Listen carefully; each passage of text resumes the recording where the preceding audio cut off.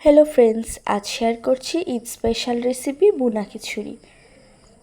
প্রথমে চুলায় একটি প্যান বসিয়ে পরিমাণ মতো তেল দিয়ে দিয়েছি।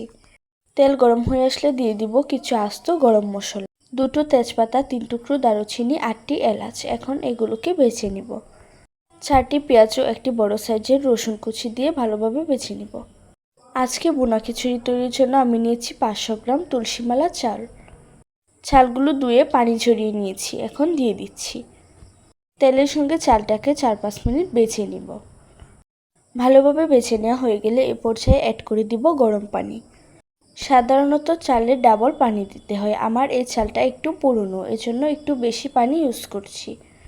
নেড়ে ছেড়ে এ পর্যায়ে অ্যাড করে দিচ্ছি পরিমাণ মতো লবণ, 1/2 চামচ ধনিয়া, 1/2 চামচ জিরা, 1/4 চা চামচ হলুদ, 1/2 চামচ মরিচ গুঁড়া দিয়ে ভালোভাবে মিশিয়ে নিব। মিশিয়ে নেওয়ার পর এ পর্যায়ে অ্যাড করে দিচ্ছি 1/2 চামচ আদা বাটা। আবারও ভালোভাবে নেড়েচেড়ে মিশিয়ে নিব।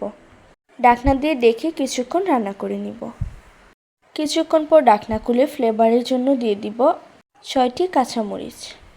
সবশেষে অ্যাড করে দিব 1/2 চামচ রসুন বাটা। এই রসুন বাটাটা খিচুড়িতে অন্যরকম স্বাদ যোগ করবে। ভালোভাবে মিশিয়ে ঢাকনা দিয়ে ডেকে রান্না করে নিব। এই পর্যায়ে রান্নাটা হয়ে এসেছে, চুলাটা অফ করে দমে রেখে দিব।